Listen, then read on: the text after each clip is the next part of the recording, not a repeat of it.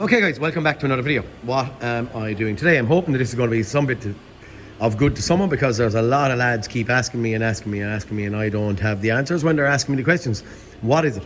What are the vacuum pipes laid out and what should be connected to what? So I'm going to try this today where we've a head gasket under this thing, and I'm just going to try and pinpoint and show what way they're laid out. Okay, vacuum pump is sitting there. From the vacuum pump out comes a steel pipe here, and that little small pipe comes down around. Now there's a bigger one here as well onto a little steel bracket. This is only a vent that goes to our air box. Okay, so we're going to, those pipes follow down around underneath the cooler, the EGR cooler, and then they come back here. So I'm only going to show you what I can show you. These two pipes coming back here. The bigger one, as I said, is of no interest to us at all at this point. We're only going to go with the vacuum pipe. So that vacuum pipe comes down around onto a steel bracket here that runs down. We're not going to be able to see it, but it runs down along the very, very bottom of that steel bracket. Okay, now, where are we going to be going from there? That steel pipe comes down here. We have to get to this little control solenoid here, which is at the very, very back of it. We have a vacuum coming out here, controlled electronically, and then it comes out, up here, up that steel pipe, up and onto the changeover flap between the two turbos. Okay, so that little control solenoid, vacuum to it, from that pipe here, down, across, up and into that vacuum canister. We'll only have vacuum there when that solenoid allows or controls it. Okay, now, if you look at any of these, we have two more control solenoids here. Okay, this vacuum pipe again, that's coming from the vacuum pump down the way, runs down here, in underneath that steel bracket. But then, when it comes out, it's coming out, vacuum and out, it's coming out around, and it's actually giving us, I'm trying to see this again, it's giving us vacuum coming to the very, very top pipe, okay? So am I right? That I'm going to have to, it says actually, well it says there, look, you can see that, vacuum, okay? I would have thought in my head it was going to be different, but anyway, with vacuum coming to the very, very top, according to that thing, again, coming from here, in that little steel bracket underneath, out, around and into the middle. So the vacuum is coming as far as the middle, the top one. I'm making a foo bear here. The vacuum is coming to the very top one. And then from the middle one is going out, follow the pipe around, coming across, over, and controlling that actual changeover flap inside the exhaust manifold, okay? So that control solenoid, so we were on this one, now we're going up to this one. This one is getting a vacuum from here, down, around, up, in here. You should have vacuum at the very end of this. And then the control side is coming out, around, and over to that canister there, okay? That control solenoid is controlling that vacuum canister. Right, we're going to roll on a little bit more. This control solenoid, same place. So we're just using the same analogy here.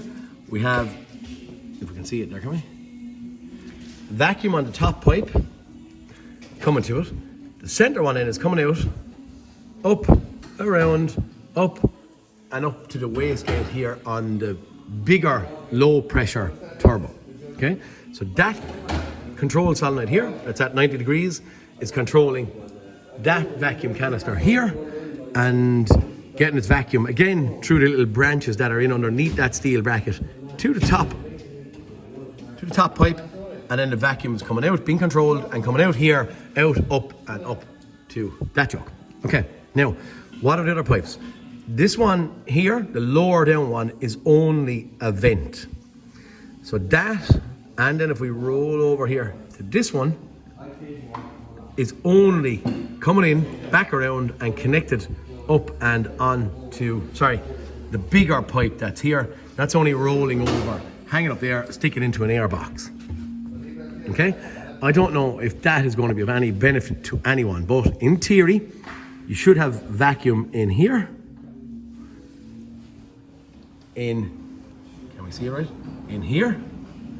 And only have vacuum at this one, and that the middle one of that control solenoid, and this one, the middle one of that control solenoid, when they are being controlled.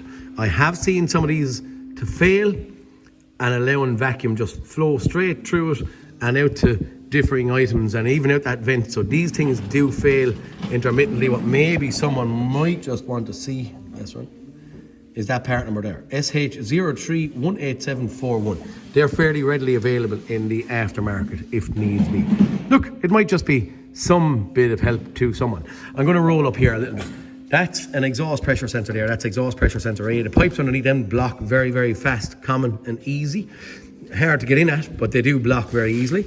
And we have turbo outlet pressure sensor then that's sticking in there, and there is a little rubber hose that sits down on the bottom of that and goes on to the mouth of the actual turbo here. Any of these, if you're ever looking at live data and want to see anything, all of these you should see 100 kPa or 1 bar or 1000 millibar, whatever atmospheric pressure, okay? But only just straightforward enough. What you should also be able to do, if any of you are going testing, you should be able to pull off that pipe off the vacuum pump. You should be able to get a MIDI-vac, and basically that system should be able to control a vacuum, not control, contain a vacuum. So you should be able to pull a vacuum here, should be able to contain it. If it can't, you have something wrong down around here, whether it's going to be one of the vacuum canisters after failing, don't see them much, or that canister. There is one more little pipe I might want to try and show you. It's hard, is it hard to see? In there, if you can see it, there's a vacuum canister right there, right buried in underneath the turbo.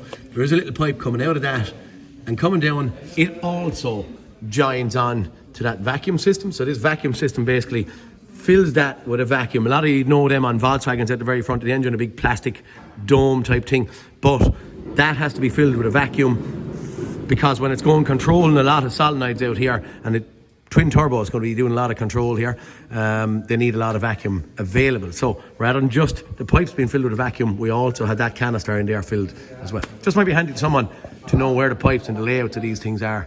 Even for myself, if ever I got caught one day, I can look it up. Guys, please like and subscribe, and I'll talk to you all next cartoon. Peter Kennedy, signing out.